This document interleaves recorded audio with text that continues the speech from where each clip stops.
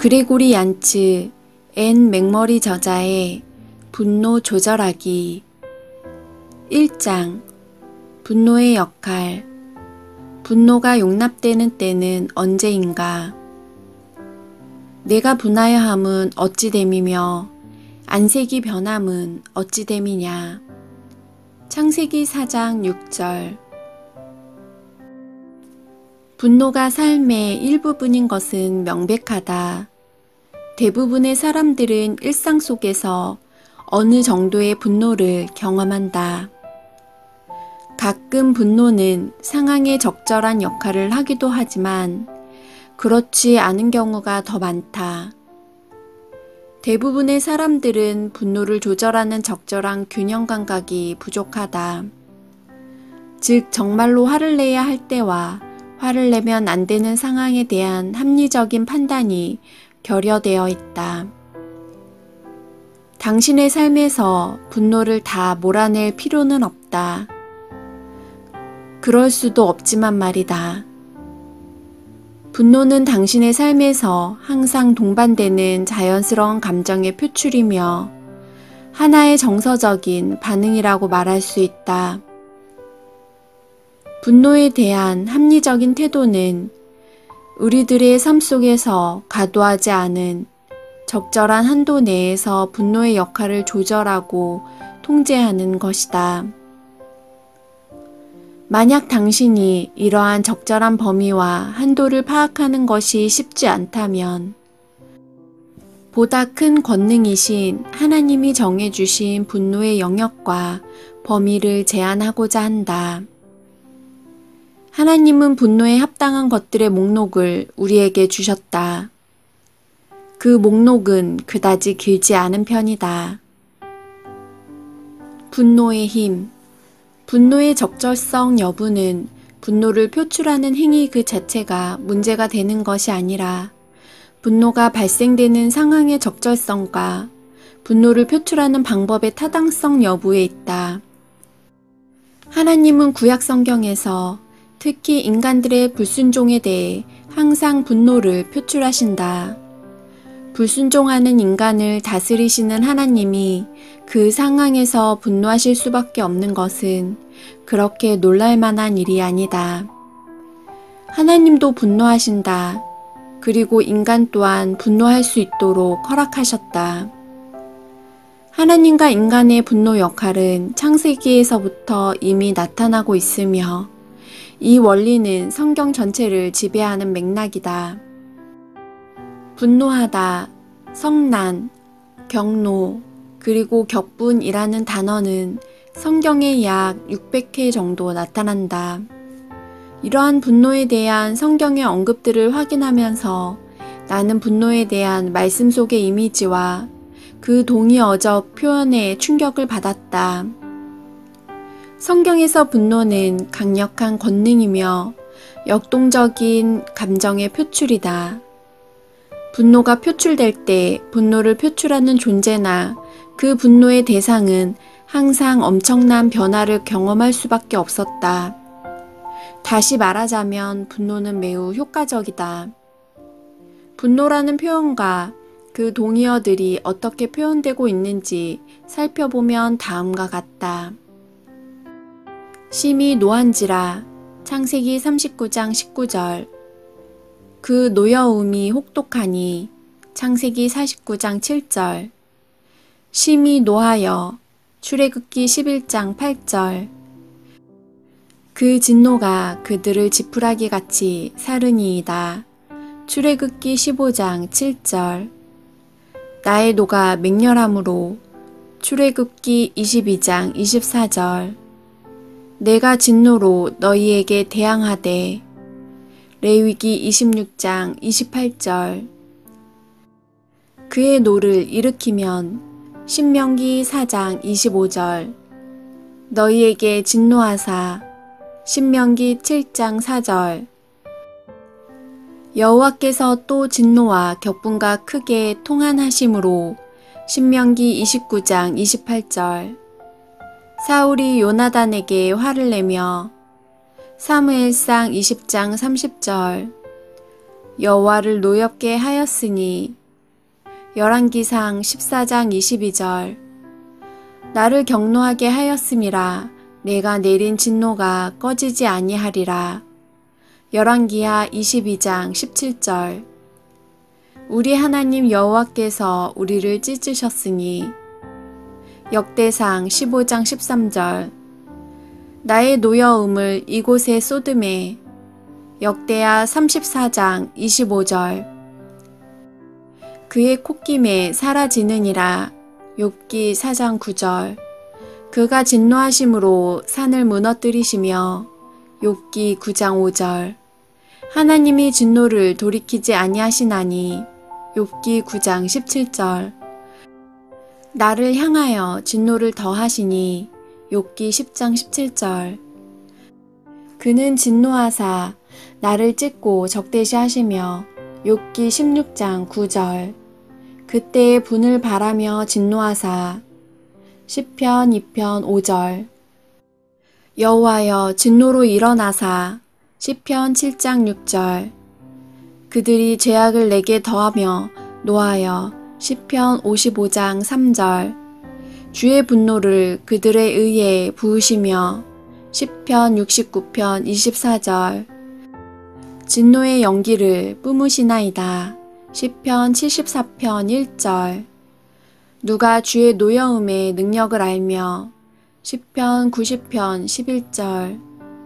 그럴지라도 여호와의 진노가 돌아서지 아니하며. 이사야 9장 12절. 혁혁한 진노로. 이사야 30장 30절. 내가 넘치는 진노로. 이사야 54장 8절. 내가 노함으로 말미암아 무리를 밟았고. 이사야 63장 3절. 이는 나의 진노의 맹렬한 불이. 예레미야 15장 14절. 진노로 자신을 가리시고 우리를 추격하시며. 예레미야 애가 3장 43절. 말씀 속에서 분노는 지나가는 곳마다 모든 것을 무너뜨리고 불태우는 맹렬한 불꽃으로 묘사된다. 또한 분노는 파괴적인 변화를 수행하는 하나님의 대리자로 묘사되기도 한다. 솔직히 나는 하나님이 우리에게 그렇게 강력한 감정 표현으로 자신의 신실하심을 보이시는 것에 대해 매우 놀랐다. 여전히 분노는 나와 당신의 삶에 활동하도록 하나님이 부여하신 역할이 있다. 문제는 그 역할이 무엇인지를 밝히는 것이다. 도전은 하나님이 부여하신 역할의 범위 이내에 당신의 분노를 포함시키는 것이다. 하나님의 분노 목록들. 당신은 내가 앞서 기록한 것을 기억하는가? 그것은 분노해도 되는 적합한 목록이나 당신은 그 목록의 내용들을 지시할 수 없다. 만약 당신이 내게 분노해도 되는 10가지 목록을 말해보라고 요구한다면 나는 주저하지 않고 속사포처럼 말할 자신이 있다. 나는 내 자신을 정말 화나게 하는 것에 대해 누구보다 잘 알고 있다. 그러나 나를 분노하게 하는 이 목록이 정말로 화를 내야만 하는 정당한 것인가에 대하여서는 사실 그다지 자신이 없다. 아마도 나의 분노 목록은 이 땅에 존재하는 분노의 원천이라기보다는 나와 내 인격을 보여주는 것일지도 모른다. 궁극적인 분노의 목록은 나에게 속한 것이 아니다. 이는 하나님께 있다. 어떤 분노가 타당하며 용납될 수 있는가는 하나님이 결정한다. 당신의 분노가 얼마나 합당한지, 얼마나 정당한지, 당신이 느끼는 분노가 얼마나 명백한가와는 관계없이 분노의 타당성은 하나님의 궁극적인 판단에 달려있는 것이다. 당신의 분노가 얼마나 격렬하든지 간에 당신의 분노의 강도와 깊이가 그 문제에 대한 하나님의 판결의 순정보가 될 수 없다. 그렇다면 분노에 대한 하나님의 판단의 기준은 무엇인가? 하나님은 도대체 무엇으로 분노의 정당화의 기준을 삼으시는가? 성경 말씀으로 다시 돌아가 보자. 그리고 말씀 속에서 하나님이 스스로 분노하시는 것이 무엇인가를 살펴보자. 사람들은 자신들의 삶의 유익을 위하여 하나님의 계획을 거부한다. 출애굽기 4장에서 하나님은 모세가 자신을 위하여 해야 할 일들이 있음을 말씀하신다. 그러나 모세는 왜 그가 하나님의 사역에 합당하지 않은지 변명을 늘어놓은 후에 완곡하게 하나님의 소명을 거절한다. 모세는 하나님의 계획에 대한 반대론자가 되어 하나님의 진노를 사고 말았다. 사람들은 하나님을 거역하고 자기에게 주어진 능력을 자신의 안락을 위해 사용한다. 특히 구약 성경에서 수많은 나라와 통치자들은 하나님의 말씀과 뜻을 끊임없이 거역함으로 하나님의 분노를 불러일으킨다. 사람들은 의도적으로 하나님의 계명을 불복종한다. 사람들이 하나님께 불복종하고 하나님의 계명을 의도적으로 무시하고자 할 때 하나님은 자신의 맹렬한 분노를 표출하신다. 사람들은 하나님을 배척한다. 이스라엘 백성들이 이집트에서 탈출하여 광야에서 생사의 공경에 빠졌을 때 하나님은 그들에게 하늘로부터 내려온 만나를 주셨다.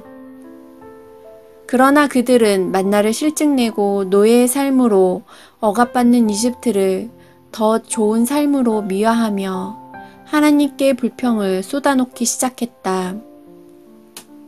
그리고 그들은 매일 똑같은 만나를 먹는 것을 너무나도 지겨워하며 하나님의 백성이 되는 것을 거부했다. 그들은 하나님의 백성이 되는 것뿐만 아니라 하나님과 관련된 모든 것들을 지겨워하며 싫어했다. 그들은 하나님이 관여하지 않는 새롭고 신선한 것을 원했다. 이것은 하나님을 분노하게 만드는 것이다. 사람들은 하나님을 신뢰하지 않는다.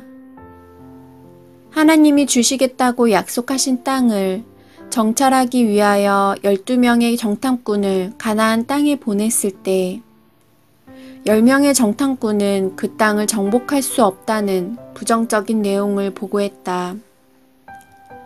그러나 나머지 2명의 정탐꾼인 여호수아와 갈렙은 하나님이 이루어 주시겠다는 약속을 믿고 가나안 정복에 대한 긍정적인 정탐 내용을 보고했다.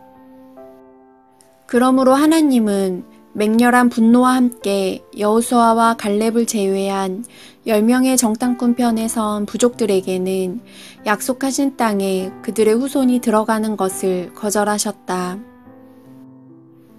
사람들은 우상을 숭배하였다.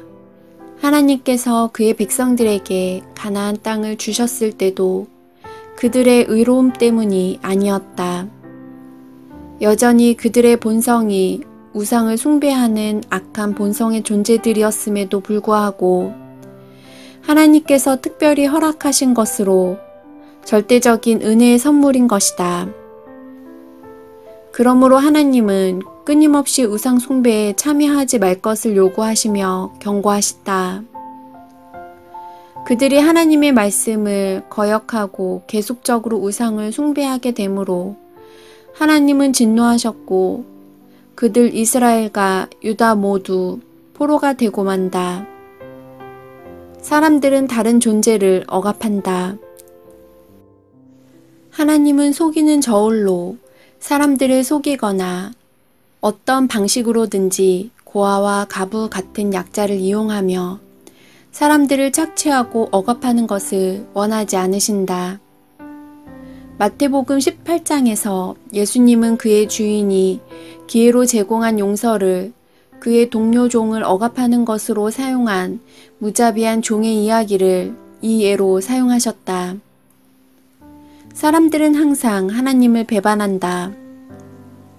구약 성경에서 가장 슬픈 이야기 중 하나는 솔로몬의 이야기이다. 내가 언급하고자 하는 솔로몬의 이야기는 지혜롭고 탁월했던 초기의 솔로몬의 행적이 아니라 그가 이스라엘의 왕이 된 이후 우상 숭배의 죄를 저지르는 그의 후처들로 말미암아 결국 영적으로 타락하고만 만년의 솔로몬의 행적이다. 열왕기상 11장 9절은 솔로몬의 영적인 상태에 대하여 이렇게 말한다. 솔로몬이 마음을 돌려 이스라엘의 하나님 여호와를 떠남으로 여호와께서 그에게 진노하시니라. 여호와께서 일찍이 2번이나 그에게 나타나시고 하나님은 특히 하나님이 어떤 분인지 잘 알고 있는 사람이 하나님을 배반했을 때 진노하신다. 사람들은 하나님의 말씀 속에서 살아가는 데 실패한다. 하나님은 언제나 자신의 말씀을 이루시고 모든 약속을 지키신다. 그러므로 당신이 그러한 하나님의 신실하심을 추구하지 않을 때 하나님은 분노하신다. 이것은 특히 당신이 하나님의 이름으로 서원하고 약속했을 때 더욱 그러하다. 내가 하나님께 서원하였거든 갓길을 더디게 하지 말라. 하나님은 우매한 자들을 기뻐하지 아니하시나니 서원한 것을 갚으라. 전도서 5장 4절. 위에 언급한 하나님의 분노 목록이 당신의 분노 목록에 대해 제시하고자 하는 바가 무엇일까? 과연 당신의 분노 목록이 하나님의 분노 목록에 비추어 합당하다고 인정받을 만한 것이 있다고 생각하는가? 위에 언급된 하나님의 분노 목록은 하나님이 분노할 수밖에 없는 의로운 분노의 명백한 상황적 예시라는 점을 나는 확신한다.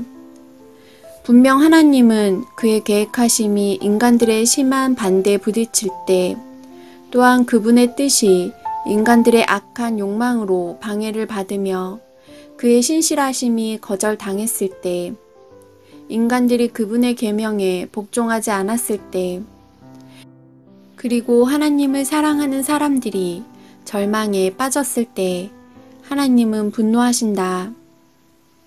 하나님은 악이 득세하고 선이 조롱당할 때, 그리고 죄가 만연하여 인간이 타락에 무감각해지고 거룩한 맹세가 무기력하게 붕괴되고 말 때 하나님은 또한 그의 분노를 발하신다. 만물의 창조주이신 자신을 경배하지 않고 스스로 만든 무익한 우상에게 나아가 그것을 숭배하고 의지할 때에 하나님은 인간에게 맹렬한 분노를 발하신다. 적절한 분노의 때는 언제인가? 또한 하나님은 인간들이 자신의 뜻을 따르지 않고 옳지 않은 길을 가고자 할 때 분노하신다. 그러므로 하나님의 분노는 세상에서 인간들의 행위가 옳지 않을 때 그 악함을 경고하시는 경보 체계이다. 그러나 하나님의 분노와 인간의 분노에는 명백하게 다른 체계가 존재한다. 하나님의 분노는 언제나 의로운 행위를 목적에 둔다. 인간과 하나님의 분노를 비교해 본다면 중요한 차이가 있다. 그것은 하나님의 분노는 자기 자신의 내면적 모순 때문이 아닌 의로움을 향한 것이라면 인간의 분노의 원인은 의로움 때문이 아닌 언제나 자기의 내면적 모순 때문이라는 것이다. 하나님은 언제나 의로운 분이시기 때문에 자신의 분노의 타당성을 생각할 필요가 없다. 그러나 인간은 자신의 분노가 항상 옳은 것만이 아니라는 것을 잘 알기 때문에 당신이 분노한다면 그 분노의 동기와 이유와 행동에 대한 정당성을 숙고해야만 한다. 내가 보고 경험한 분노의 몇 가지 사례들이 아래에 있다. 내가 제시하는 분노의 사례를 통하여 당신의 분노가 과연 정당화될 수 있는지 당신의 분노의 목록을 하나님의 분노의 견본과 비교해 보기를 원한다. 신용카드 계산기가 제대로 작동하지 않아서 그 가게 점원이 당신의 신용카드 번호를 입력하는데 무려 15분씩이나 시간을 소모하고도 계산이 끝나지 않고 있다면, 그래서 또 다른 약속에 늦어진다면 당신이 그 점원에게 분노하는 것은 정당한 것일까? 라디오를 통해 부모에게 학대받은 불쌍하게 죽은 어린아이의 이야기를 듣고 그 아이의 부모에 대하여 참을 수 없는 분노가 일어난다면 그 분노는 정당한 것일까? 당신이 온종일 일에 시달리다가 집에 들어와 겨우 신문을 펼쳐 들었을 때 거의 1시간 반 동안이나 텔레비전을 보고 있던 당신의 배우자가 당신에게 마실 물을 달라고 요구한다면 당신이 화를 내는 것은 정당한 것일까? 당신이 기독교인인 것을 잘 아는 동료가 당신 앞에서 외설적인 표현을 자주 사용하거나 하나님과 예수를 빗댄 조롱과 욕설을 반복해서 사용한다면 당신이 분노하는 것은 정당한 것일까? 당신의 10대 자녀가 저녁에 숙제한다며 친구의 집에 갔다 온다고 말했는데 시간이 지나도 오지 않고 아이는 당신의 전화에 응답하지 않았다. 당신은 언제 집에 돌아오는지 시간을 확인하기 위해 친구의 집에 전화로 확인한다. 뿐만 아니라 친구 집에서 저녁 내내 숙제했다는 핑계가 거짓말로 드러났다. 이때 당신이 분노하는 것은 정당한 것인가? 당신이 출근하기 위하여 고속도로에서 제 차선으로 차를 운전을 하고 있을 때 3차선의 한 차량이 램프로 진입하기 위하여 당신의 왼쪽 차선에서 갑자기 대각선으로 급작스러운 끼어들기를 시도한다면 당신이 분노하는 것은 정당한 것인가? 당신은 늦게까지 남아 청소를 도와줄 수 있느냐는 교회의 요청을 받아들였다. 당신은 대략 밤 9시쯤 청소를 마칠 수 있을 것으로 생각하였다. 그러나 너무 늦게 시작되어 밤 9시 40분이 지나도 끝날 기미가 보이지 않았다. 청소를 도울 사람이 적어도 6은 될 것이라고 이야기를 들었지만 실제로는 자신을 합쳐 단지 3사람 뿐이었으며 자신에게 도움을 요청한 사람조차 보이지 않았다. 원래 예정된 대로라면 20분이면 끝날 수 있는 청소를 거의 1시간 이상을 하고 있었다. 이대로라면 당신이 집에 도착하는 시간이 거의 밤 11시가 넘을 것이며 아침에 일찍 일어나서 처리해야 할 일에도 적잖게 부담이 될 것이다. 과연 당신은 이러한 상황에서 분노하는 것이 정당한 것일까? 위의 이야기들을 읽으면서 당신은 각각의 상황들이 당신이 분노하기에 적합한지 그렇지 않은지에 대하여 아마 즉시 반응을 보일 수 있을 것이다. 이러한 상황에 대한 나의 첫 번째 태도는 어떠한지 살펴보자. 신용카드 계산기가 제대로 작동하지 않아서 그 가게 점원이 당신의 신용카드 번호를 입력하는데 무려 15분씩이나 시간을 소모하고도 계산이 끝나지 않고 있다면, 그래서 또 다른 약속에 늦어진다면 당신이 그 점원에게 분노하는 것은 정당한 것일까? 이것은 당혹스러운 일이기는 하지만 분노할 일은 아니다. 그 점원에게 화를 낼 일은 아니다. 신용카드 계산기가 잘 작동되지 않고 문제를 일으키는 것이 그 점원의 실수는 아닌 것이다. 라디오를 통해 부모에게 학대를 받고 불쌍하게 죽은 어린아이의 이야기를 듣고 그 아이의 부모에 대하여 참을 수 없는 분노가 일어난다면 그 분노는 정당한 것일까? 내가 이 책을 쓰고 있을 때 실제로 이 사건이 일어났고 나는 라디오에서 이 사건을 들으면서 단지 희생자의 이름만 바뀔 뿐 불행하게도 우리에게는 너무나도 빈번하게 일어나는 끔찍한 사건이라고 생각했으며 나는 분노했다. 그 젖먹이의 불행한 운명이 온종일 나를 괴롭혔다. 당신이 온종일 일에 시달리다가 집에 돌아와 겨우 신문을 펼쳐 들었을 때 거의 1시간 반 동안이나 텔레비전을 보고 있던 당신의 배우자가 당신에게 마실 물을 달라고 요구한다면 당신이 화를 내는 것은 정당한 것일까? 당신의 가족들이 자신의 일에 너무 몰두하고 있어서 당신에게 관심을 갖지 않는다면 확실히 화가 날 만하다. 그러나 이것 때문에 분노하는 것이 바람직한 것일까? 그렇지 않다. 내가 그 입장이 되고 아내인 라퐁이 나에게 그렇게 요구했다면 나는 기꺼이 일어나서 물을 떠다 주거나 아니면 라퐁에게로 가서 스스로 물을 떠 마실 수 있도록 부드럽게 설득할 것이다. 당신이 기독교인인 것을 잘 아는 동료가 당신 앞에서 외설스러운 표현을 자주 사용하거나 하나님과 예수를 빗댄 욕설을 반복해서 사용한다면 당신이 분노하는 것은 정당한 것인가? 만약 내가 이 상황에 놓인다면 아마도 나는 화를 낼 것이 분명하다. 어떤 사람이 내 앞에서 고의적으로 특히 하나님과 예수님을 비하하는 노골적인 표현과 외설적인 태도를 보이는 것을 정말로 나는 싫어한다. 당신의 10대 자녀가 저녁에 숙제한다며 친구의 집에 갔다 온다고 말했는데 시간이 지나도 오지 않고 아이는 당신의 전화에 응답하지 않는다. 당신은 언제 집에 돌아오는지 시간을 확인하기 위해 친구의 집에 전화로 확인했다. 뿐만 아니라 친구 집에서 저녁 내내 숙제했다는 핑계가 거짓말로 드러났다.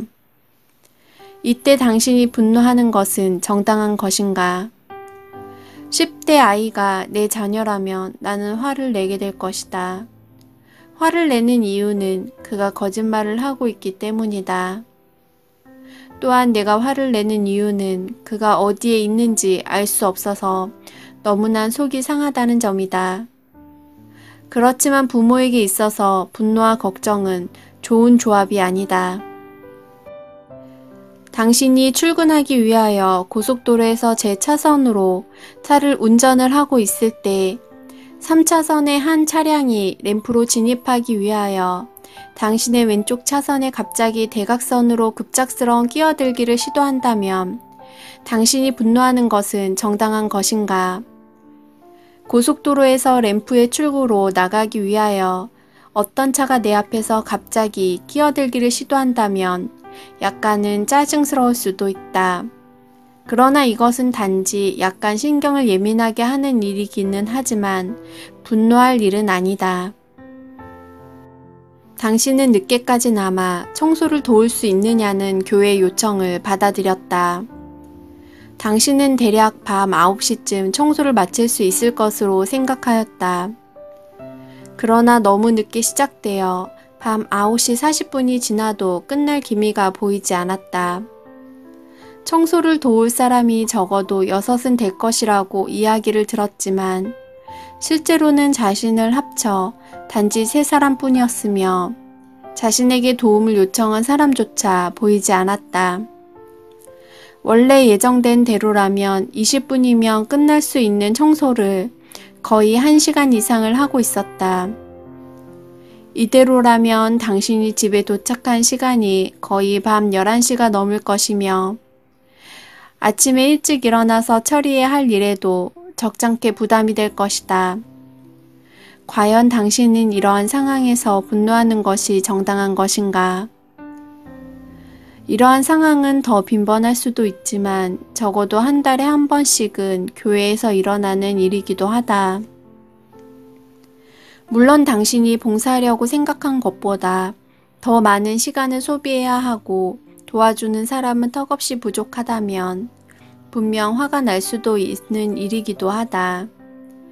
그런 상황이라면 나 또한 화가 나겠지만 이쯤에서 그 사건은 마음에서 털어버리는 것이 좋겠다고 나 자신을 다독거릴지도 모른다. 그리고 다음에 또 이런 제의를 받는다면 나는 좀 더 신중하게 숙고할 것이다.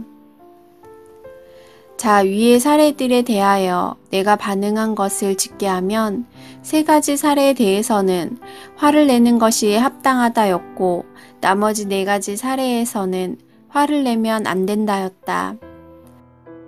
당신의 생각은 어떠한가? 이 사례들을 다시 한번 살펴보고 좀 더 숙고하는 시간을 가지기를 원한다. 신용카드가 오작동한 낭패스러운 사건에서 나는 그것은 분노할 일이 아니라 당혹스러운 것이다 라고 말은 했지만 이것이 과연 내 마음의 솔직한 표현이었을까? 혹시 분노에 대한 또 다른 표현은 아니었을까? 아마도 나는 그 점원의 한심한 일처리 때문에 약속이 늦을지도 모르는 것에 대해 화를 내는 내 모습이 바람직하지 않다는 것을 잘 알고 있기 때문에 당혹스러운 이란 표현을 사용했을지도 모른다. 그러나 사실은 화를 내고 있었던 것이다. 어쩌면 처리해야 할 일에 비해 배정한 시간이 너무 부족하여 조급해져 계산이 지연된 것과 그러한 상황과 함정에 빠진 자신에 대해 분노를 그 점원에게 전가하려고 하는 속셈이었을지도 모른다. 학대받은 아이의 불쌍한 사망 사건에서 나의 분노는 매우 직설적이다. 누구라도 이러한 사건을 알게 되면 분노와 격분에 휩싸이게 될 것이다. 그러나 이 사건이 왜 우리를 분노하게 하는지에 대하여 모르는 사람은 없겠지만 과연 누구에게 화를 내는 것이 정당한가에 대하여 아는 것은 그렇게 쉬운 일이 아니다. 만약 그 아이의 부모가 정신질환이 있거나 아이가 받은 학대가 실제로 아이의 죽음에 얼마만큼의 영향을 끼쳤는지에 대한 해명은 그렇게 간단한 문제가 아니다. 또한 설사 부모의 학대로 아이가 죽었다 하더라도 나중에 그 부모가 진정으로 후회하고 뉘우친다면 어떻게 할 것인가? 아마도 나는 여전히 분노에 휩싸여 있을 것이다. 그리고 내가 정말로 알고 싶은 바는 왜 아이를 죽게 할 수밖에 없었는가이다. 게으른 배우자의 물심부름의 사례에서 나는 화가 난 것이 아니라 단지 약간 짜증이 났을 뿐이라고 말했다. 그렇지만 이 표현이 얼마나 정직한 것일까? 사실 짜증은 분노의 또 다른 표현이 아닌가? 그 상황에서 기분이 어떠했는지에 대해 솔직하게 표현해야 한다면 조금은 짜증이 났다고 말할 수밖에 없다. 그러나 내가 일터에서 돌아와 언제부터 그 자리에 있었는지도 모르는 그런 이기적인 배우자의 기가 막히는 무관심에 대하여 분노가 치밀어 오른다고 차마 말하고 싶지는 않은 것이다. 나는 언제든지 다른 사람을 위해 희생할 수도 있다고 생각하지만 이런 상황이 내게 닥친다면 자신을 희생하는 것에 정말로 만족할 수 있을까? 이해할 수 없는 부조리한 요구에도 그럴 수 있을까? 그렇다면 부적절한 요구에 승응하지 않고 저항하는 것은 합당한 것인가? 물론 이런 일들이 흔히 발생하는 것은 아니다. 실제로 나에게 그런 일이 일어났을 때도 나는 쉽게 그렇게 하지 않았다. 오히려 나는 피곤해 라고 말했다. 실제로는 하고 싶지 않아 라고 말하고 싶지만 알았어 라고 말해야만 하는 상황에 놓이게 될 때 어쩌면 우리는 분노할지도 모른다. 그리고 그 분노는 곧 죄책감이 되는 것이다. 무례한 직장 동료의 사례에서 분노를 표현하는 것은 마땅하다고 생각한다. 그러나 어떻게 하는 것이 분노를 표현하는 가장 적절한 방법일까 하는 점이 문제이다. 이러한 무례한 사람에게 분노를 표출한다고 해서 그 사람의 태도가 진정으로 변화될 것이라고 기대할 수 있는가? 그렇지 않다면 분노를 표출하는 것이 내가 그 사람에게 가장 원하는 것인가? 저급한 말로 함부로 사용하며 하나님의 이름을 훼손하는 태도는 당신의 분노를 촉발시키기에 마땅한 일이지만 분노가 그의 위약한 기질을 변화시킬 수 있을까? 분노가 그의 무례한 말과 행동을 제압할 수 있는 가장 즉흥적인 방법일 수도 있지만 그의 노골적인 반신앙적인 태도를 바꿀 수 있는 가장 효과적인 대안과 동기부여로서 또 다른 방법이 될 수도 있다. 어느 것이 그 사람의 변화에 더 효과적일까? 분노는 그 무례한 동료에게 바로 타격을 줄 수 있지만 기도는 동료 문제를 하나님께 의뢰하는 것이다. 그 동료에게 분노를 표출하는 것이 마땅한 것일까? 아니면 그러한 문화적인 상황에 대해 분노하는 것이 더 합당한 것일까? 사라진 10대 자녀에 대하여 생각해보자. 이것도 또한 충분히 나를 분노하게 만들 수 있는 일이다. 담대하게도 면전에서 자신이 오늘 밤에 있을 곳이라고 한 장소가 거짓이었음이 밝혀진다면 그의 가증스러움에 분노하지 않겠는가? 나는 자녀에게서 진실한 이야기를 듣기를 기대했지만 결국 그의 말이 거짓이었음이 밝혀진다면 아마도 나는 배신감에 치를 떨지도 모른다. 물론 내가 가장 우려하는 바는 아이가 지금 어디서 무엇을 하고 있는지 내가 전혀 모르고 있다는 것이며 이 부분은 나를 매우 당혹스럽게 만드는 것이기도 하다.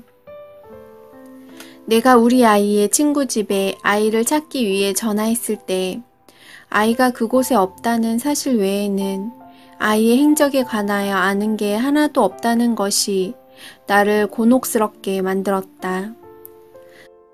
즉, 다른 아이의 부모들은 우리 아이가 나를 속이고 있다는 것을 이미 알고 있었고 정작 나는 그 아이가 아직도 어디에서 무엇을 하고 있는지 전혀 모른다는 사실이다. 지금 나에게 명백한 건 그가 내 전화를 받지 않고 있으며 어쩌면 그 아이는 내가 알고 싶지 않은 곳에 있을지도 모른다는 추측 외에는 아는 것이 하나도 없다는 것이다. 이는 나를 매우 두렵게 만든다. 나는 화가 나고 초조하며 그 아이의 안전에 대한 불안과 걱정 때문에 전전긍긍하고 있다. 마치 유독물질이 수면 위에서 끊임없이 부글거리며 끓어오르는 것처럼 주체할 수 없는 격렬한 감정이 내 마음속에서 맹렬하게 타오르고 있다. 야비하고 무례한 끼어들기 차량의 사례에서 나는 화가 난 것이 아니라 약간 짜증이 났고 신경이 예민해졌다고 말했다. 그러나 처음에는 약간 신경이 예민해졌다고 말하긴 했지만 실제로는 짜증이 확 밀려오게 된다. 저런 미친놈이 다 있나 라고 속으로 소리를 지르고 있다. 그런 무례한 끼어들기가 내 차와 충돌할 위험을 초래하고 결국 사고의 원인이 되는 것이 아닌가 말이다. 내가 조심하지 않았다면 어떻게 되었을까? 생각하면 할수록 점점 더 그 차량 운전자에 대한 짜증이 밀려온다. 내가 표현한 짜증이란 결국 분노의 또 다른 말임을 부정할 수가 없다. 실제적인 손실을 입은 것도 아니고 단지 몇 초도 안 되는 짧은 순간에 지나간 일로 앞으로 다시 볼 일이 없는 낯선 사람에게 화를 내는 것이 얼마나 쓸모없는 짓인가를 물론 나는 잘 안다. 이러한 일에 대한 합리적인 대처가 어떠해야 하는지 머리로는 충분히 이해하지만 이러한 순간이 또 닥친다면 화를 내지 않고 견디기가 힘들 것이다. 불쾌한 감정은 냉정한 판단보다 훨씬 길고 강한 여운이 되어 나를 오랫동안 괴롭히게 될 것이다. 무책임한 교회 청소봉사의 사례는 그저 우연히 그렇게 된 일일 뿐이다. 그리고 약간은 피곤했던 일일 수도 있다. 교회는 언제나 자원봉사의 역할이 항상 분담되어 있고 봉사는 누구나 하게 된다. 나에게 처음 청소 봉사를 요청했던 사람은 그 일을 하게 될 사람이 총 6명인 것으로 알고 있었지만 결국 3사람은 나타나지 않았을 것이다. 내가 청소 봉사에서 화가 난 것은 바로 이러한 점 때문이 아닐까. 어쨌든 분명한 것은 다음번에 또다시 이런 제안이 온다면 아마도 나는 못해요 라고 말할 것이다. 분노의 다음 단계. 위에서 가정한 분노의 다양한 이야기들을 통해 분노라고 불렀던지 그렇지 않았든지 간에 나는 분노의 여러 유형을 경험했다. 위에서 언급한 유형들이 다 분노할 만한 정당성이 있는 것일까? 대답은 아니오이다. 그렇다면 그 가운데 분노를 촉발시키는 유형이 존재하는가에 대한 대답은 그렇다이다. 화를 내는 것은 죄인가라는 물음에 내 대답은 그렇지 않다이다. 당신이 분노하는 것이 죄인가 아닌가에 대한 판단은 단순히 분노 그 자체가 아니라 분노와 더불어서 당신이 저지르는 어떠한 행위에 의해 결정되는 것이 옳다고 나는 생각한다. 즉, 분노를 어떻게 조절하고 통제하는가의 과정이 분노가 죄로 진행되는 경로가 될 수 있다. 창세기의 예를 보자. 아담의 큰아들 가인이 화가 났을 때 어떤 일을 저지르게 되었는지 살펴볼 수 있다. 그가 또 가인의 아우 아벨을 낳았는데 아벨은 양치는 자였고 가인은 농사하는 자였더라. 세월이 지난 후에 가인은 땅의 소산으로 제물을 삼아 여호와께 드렸고 아벨은 자기도 양의 첫 새끼와 그 기름으로 드렸더니 여호와께서 아벨과 그의 제물은 받으셨으나 가인과 그의 제물은 받지 아니하신지라. 가인이 몹시 분하여 안색이 변하니 여호와께서 가인에게 이르시되 내가 분하여 함은 어찌 됨이며 안색이 변함은 어찌 됨이냐. 내가 선을 행하면 어찌 낯을 들지 못하겠느냐. 선을 행하지 아니하면 제가 문에 엎드려 있느니라. 제가 너를 원하나 너는 죄를 다스릴지니라. 가인이 그의 아우 아벨에게 말하고 그들이 들에 있을 때에 가인이 그의 아우 아벨을 쳐 죽이니라. 창세기 4장 2절에서 8절. 위의 사례가 가인의 분노의 진행 경로이다. 자신의 제사가 하나님께 연락되지 못하고 아벨의 제사만 연락되자 가인은 화가 났다. 하나님은 가인에게 말씀하시기를 내가 선을 행하면 어찌 낯을 들지 못하겠느냐. 선을 행하지 아니하면 제가 문에 엎드려 있느니라. 제가 너를 원하나 너는 죄를 다스릴지니라 라고 말씀하셨다. 그러나 가인은 분노를 주체할 수 없었고 그 분노는 결국 그의 동생을 살해하는 동기가 되었다. 가인이 하나님의 말씀을 귀담아 들었다면 그는 그의 분노의 경로에서 무엇이 옳은 것인가 라는 삶의 결단과 방향 전환의 기회로 삼을 수 있었을 것이다. 그렇지만 가인은 먼저 분노부터 폭발시키게 되므로 걷잡을 수 없는 분노의 화염에 휩싸여 결국 동생까지 살해하는 파멸적인 결과를 초래하고 말았다. 분노가 무서운 것은 분노가 터져 나올 때 분노로만 그치지 않고 심각한 죄로 진행할 수 있다는 것이다. 당신의 분노가 활화산처럼 폭발할 때 이 분노를 어떻게 할 것인가에 대한 통제력과 결단력이 없다면 당신도 가인이 될 수 있다는 점이 무서운 것이다. 하나님의 분노는 그 대상과 상황에 대하여 명확하시며 또한 언제나 의로우시다. 그분은 인간의 마음을 감찰하시고 모든 상황을 다 알고 계신다. 그가 심판하실 때에 그분의 심판은 언제나 정당하며 의로우시다. 어떤 상황이라도 하나님은 항상 신실하게 판결하신다. 그러나 인간들은 하나님과 같이 명확하게 판단할 수 있는 능력이 없다. 즉, 분노가 발생할 수밖에 없는 가장 간명한 상황에서조차 사람들은 간용이 필요한 사람들에게 용서와 자비와 은혜를 베풀려고 하지 않는다. 그 결과 분노의 문제는 처음 촉발되었던 것보다 조금씩 더 복잡한 양상으로 전개되는 것이다. 자아를 위한 분노의 목록. 나는 당신의 분노에 관한 당신 자신만의 목록을 만들어 보기를 원한다. 당신의 삶에서 어떠한 분노의 경험이 있는가? 다시 한번 성경에서 뽑은 분노의 표출 방식에 대한 목록을 살펴보자. 심히 노한지라 창세기 39장 19절.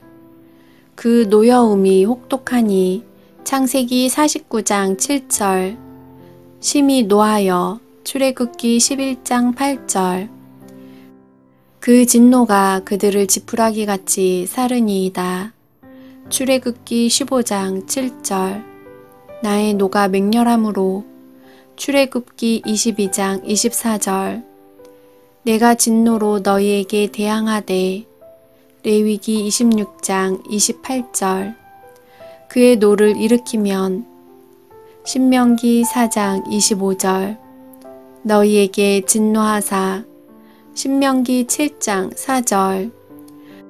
여호와께서 또 진노와 격분과 크게 통한하심으로.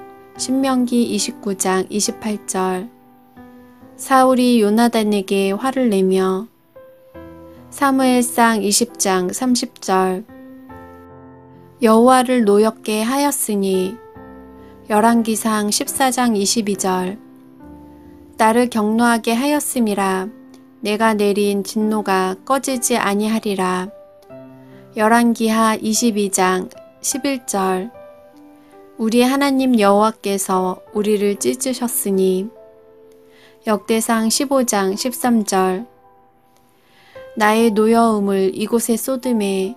역대하 34장 25절. 그의 콧김에 사라지느니라. 욥기 4장 9절. 그가 진노하심으로 산을 무너뜨리시며. 욥기 9장 5절. 하나님이 진노를 돌이키지 아니하시나니. 욥기 9장 17절. 나를 향하여 진노를 더하시니. 욥기 10장 17절. 그는 진노하사 나를 찢고 적대시하시며. 욥기 16장 9절. 그때의 분을 바라며 진노하사. 시편 2장 5절. 여호와여 진노로 일어나사. 시편 7장 6절. 그들이 죄악을 내게 더하며 노하여. 시편 55장 3절. 주의 분노를 그들의 위에 부으시며. 시편 69편 24절. 진노의 연기를 뿜으시나이다. 시편 74편 1절. 누가 주의 노여움의 능력을 알며. 시편 90편 11절. 그럴지라도 여호와의 진노가 돌아서지 아니하며. 이사야 9장 12절. 혁혁한 진노로. 이사야 30장 30절. 내가 넘치는 진노로. 이사야 54장 8절. 내가 노함으로 말미암아 무리를 밟았고. 이사야 63장 3절. 이는 나의 진노의 맹렬한 불이. 예레미야 15장 14절. 진노로 자신을 가리시고 우리를 추격하시며. 예레미야 애가 3장 43절. 어떤 분노가 당신을 더 끌어오르게 만드는지 위에 언급한 동의어적 표현 5가지만 뽑아보자. 지금 당신을 분노하게 하는 것들을 한번 떠올려 보라. 그리고 위의 표현들을 당장 적용할 수 있는 분노의 상황을 5가지만 뽑아보자. 사회적으로 흔히 일어나는 부조리 중에 당신을 가장 격노하게 만드는 사례 5가지를 순서대로 서술해 보라. 자신의 가까운 주변에서 일어나는 사건들 중에 당신을 분노하게 만드는 것 5가지만 뽑아서 서술해 보라. 분노가 당신을 지배하고 있을 때 당신은 하나님과 좀 더 가까워지고 있다고 느끼는가? 아니면 멀어지고 있다고 느끼는가? 그렇다면 왜 그런가?